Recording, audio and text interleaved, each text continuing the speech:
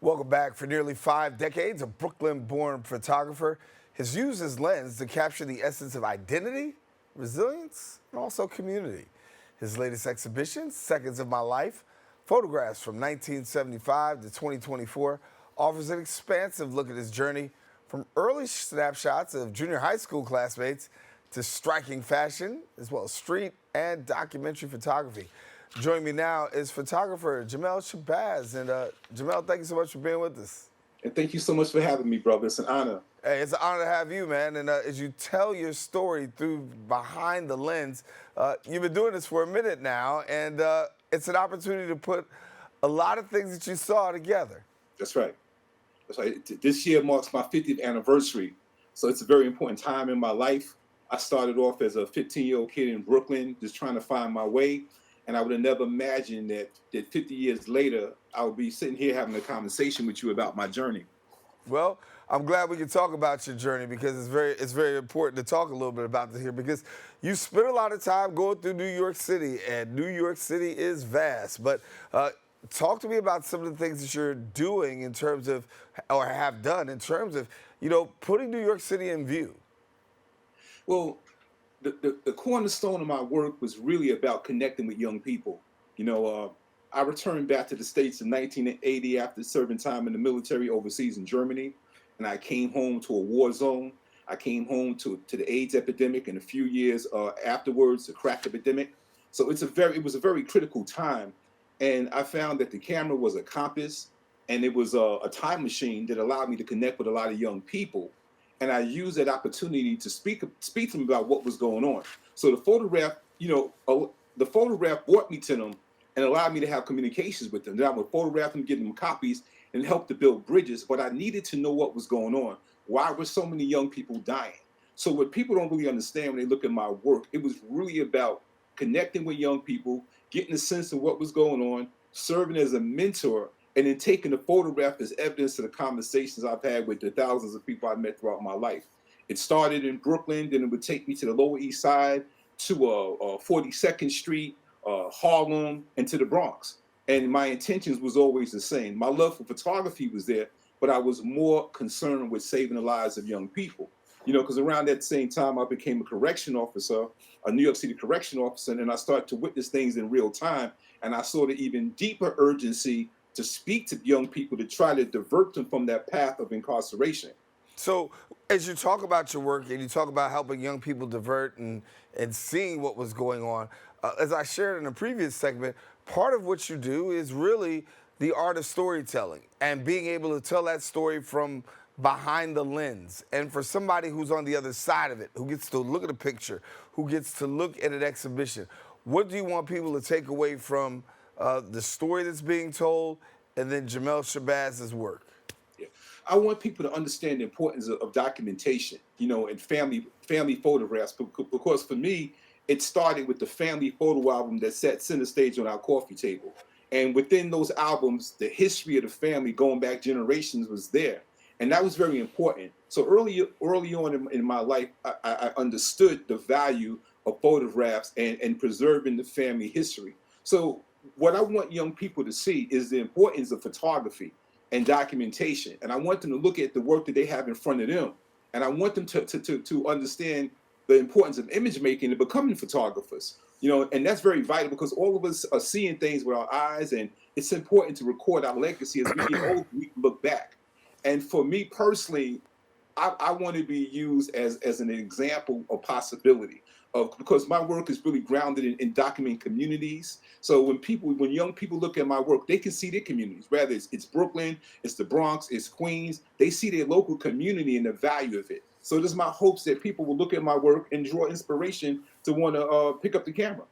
Yeah. Well, I want to talk about where some of your work has been seen, Studio Museum in Harlem, and then you've also, Russ Philanthropic Arts Foundation, Bronx Museums, Teen Council Youth Program, International Center of Photography, Friends of Island Academy, Mural Arts Program, Germantown, Pennsylvania. Your work is local, your work is national, international.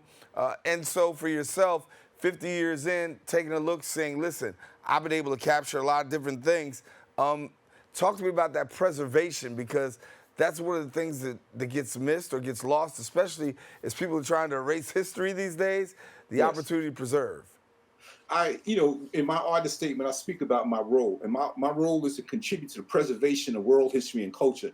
Not only New York City history and culture, but all the cities and countries I traveled to over these past 50 years and document it. I want that work to go into archives around the world. And it is. Because I feel that God gave me the ability to see. And with this gift, I have a responsibility to use it to contribute to making a difference in society. So my work belongs to institutions, it belongs to the people, and that's what drives me to produce books at a very affordable rate so people can have them.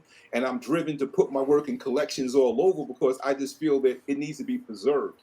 So that's very important with me because, like I said, it doesn't belong to me. Everything I do is designed to just be a contributor, like those who came before me. When I look at the work of James Vandersea and Gordon Parks, they are gone, but their legacy lives on within their work. And through their work, I'm able to get a glimpse of what was going on during the Harlem Renaissance and during the 1950s and 60s. So what I'm striving to do right now is leave a footprint for both the current generation, but generations to come, and how life was in the 70s, 80s, and to this present. You talk a little bit about Gordon Parks and Vandersea, but when you think about the work that they've done, a lot of their photos were really geared and pushed people towards social change. Yes. Talk about them influencing your life. Do you find that your work is actually influencing social change too? Oh, no doubt about it. Because I grew up looking at both their images, but also being a child of the 1960s, I grew up during the era of the Vietnam War. And I saw the importance of protest images, both from the civil rights movement and from those that were protesting war in Vietnam.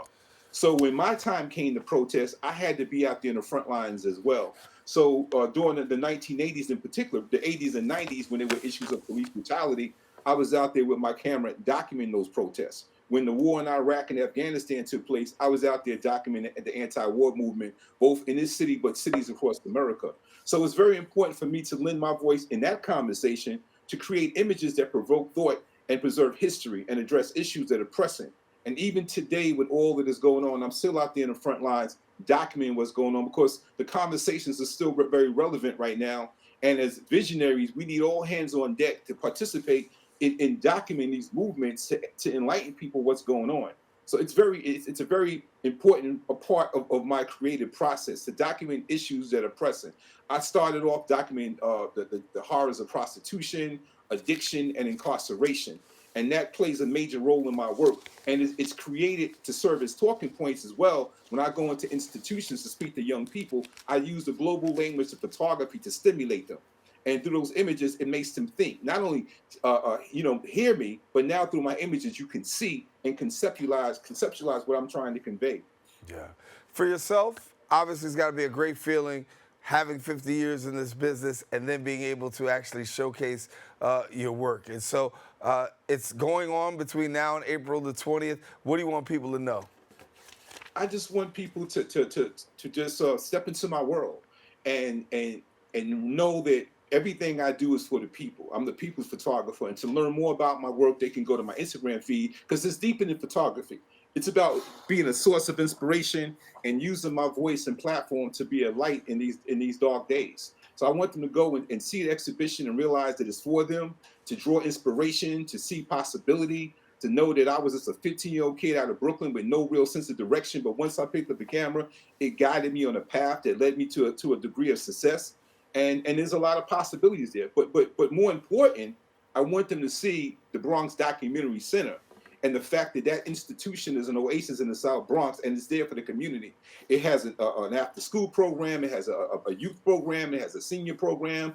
It feeds the community. And I want them to support that institution and know that that institution is there for them. So aside from looking at my work, I want them to take time and speak to the volunteers and staff there to learn more about how they could benefit from that institution and even at the same time support it. Well, congratulations on the anniversary, 50 years, Jamel Shabazz, photographer, and great to have you with us, my brother. And certainly we're going to tell people how they can find you right now. So thanks a lot for being with us. And thank you for having me, brother. All the best. Hey, congratulations again. Happy anniversary. Listen, the exhibition is happening now until April the 20th at the Bronx Documentary Center. If you want to know where the Bronx Documentary Center is, please go 364 East 151st Street. And if you want more information, go ahead and visit the website at JamelShabazzPhotographer.com. Don't go anywhere. We'll be back with more Open coming up right after this.